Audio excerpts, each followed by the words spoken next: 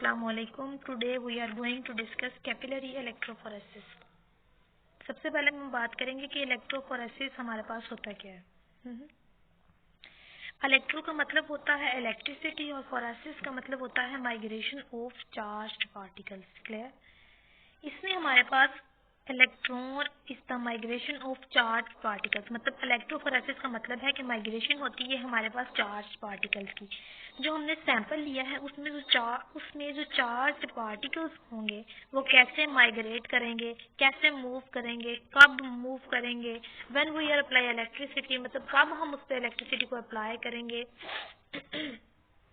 और वो apply under the influence of applied voltage, यानी कि इलेक्ट्रिसिटी के इफेक्ट में और अंडर अप्लाइड वोल्टेज के इफेक्ट में।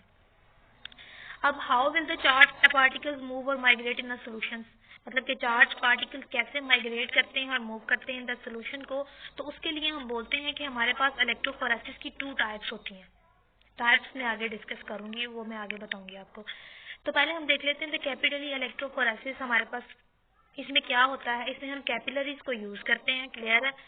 कैपिलरीज भी कैसी, जिनकी सब मिलीमीटर डायमीटर कैपिलरीज होती हैं, मतलब यानी कि capillaries that too have so small diameter, में जिनका बहुत कम डायमीटर होता है, मतलब कि इतनी बारीक कैपिलरीज होती हैं।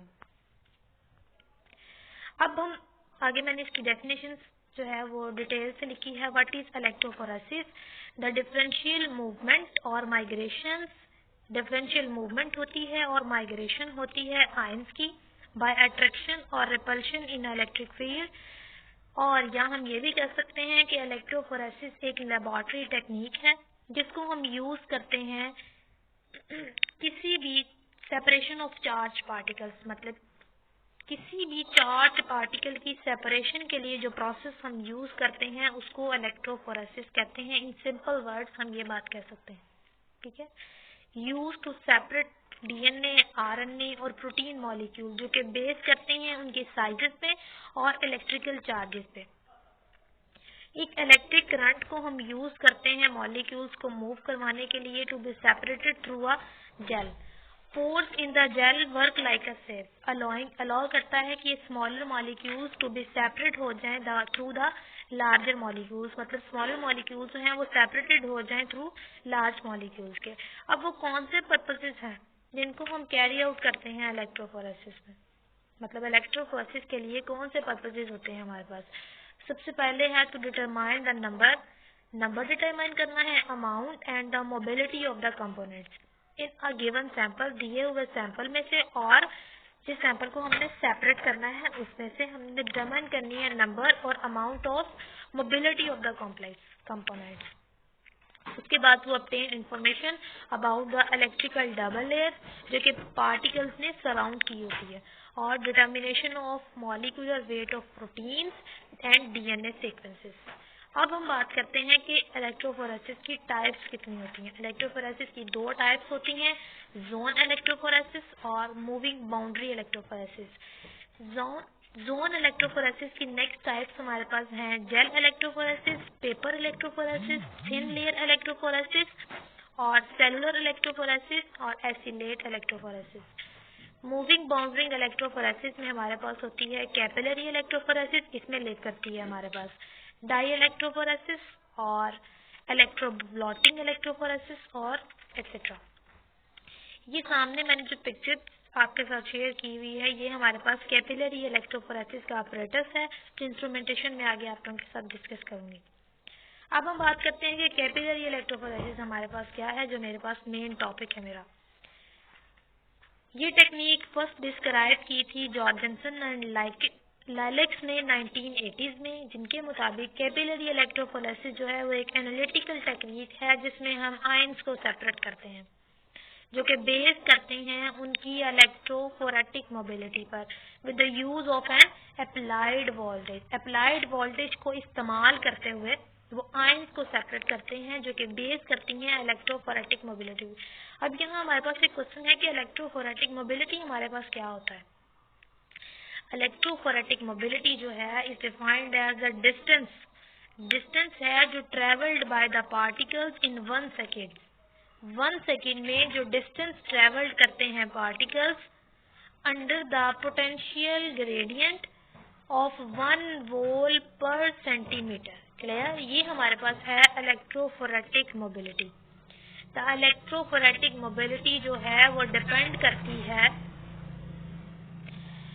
Depends upon the charge of the molecule, molecule के चार्ज पर, उसकी विस्कोसिटी पर और उसके एटम के रेडियस पर।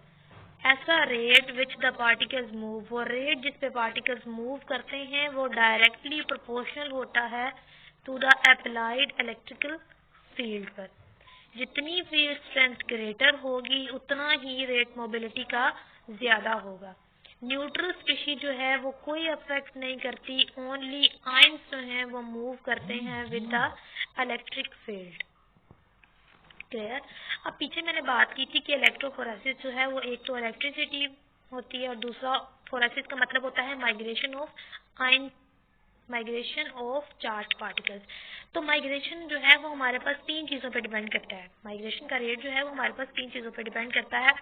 The first one is applied electrical field, the second one is temperature, the third one is nature of suspended medium.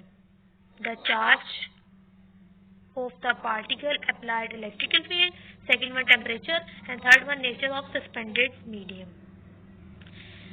Types of molecules, वो कौन से मॉलिक्यूल्स हैं जिनको हम सेपरेटेड करते हैं थ्रू कैपिलरी इलेक्ट्रोफोरेसिस?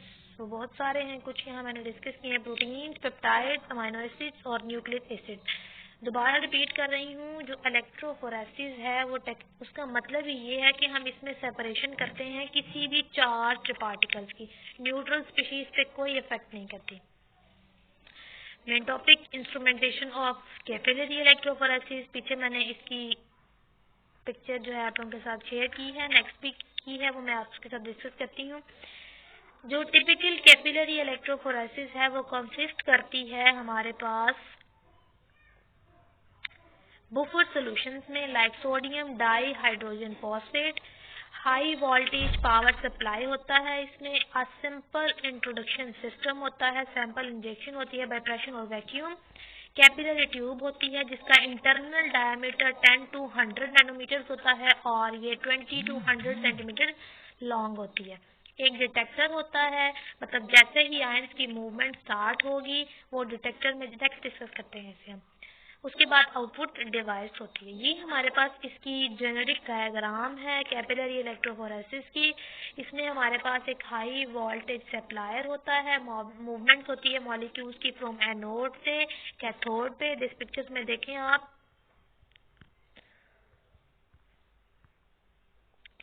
इसमें हमारे पास 2 रिजर्वायर्स हैं, बुफर सॉल्यूशंस है, हमारे पास इलेक्ट्रोलाइट बुफर है, उसमें हमारे पास कैपिलरी ट्यूब है। कैपिलरी ट्यूब में हमारे साथ डिटेक्टर सेट किया हुआ है। उस डिटेक्टर के थ्रू हम जैसे ही मॉलिक्यूल्स की मूवमेंट स्टार्ट होगी, जैसे पहला मॉलिक्यूल मूव करेगा डिटेक्टर में, तो उसकी जो डायग्राम है, जो ग्राफ हमारे पास बनेगा वो कंप्यूटर में हमारे पास शो हो जाएगा। मॉलिक्यूल्स की मूवमेंट होती है through anode to cathode. Detector से फिर जो वो ग्राफ हमारे पास बनता है वो हमारे पास कंप्यूटर पे आता है, उसको हम कहते हैं इलेक्ट्रोफेरोग्राम, या मेरे माइंड से निकल गया नेम उसका।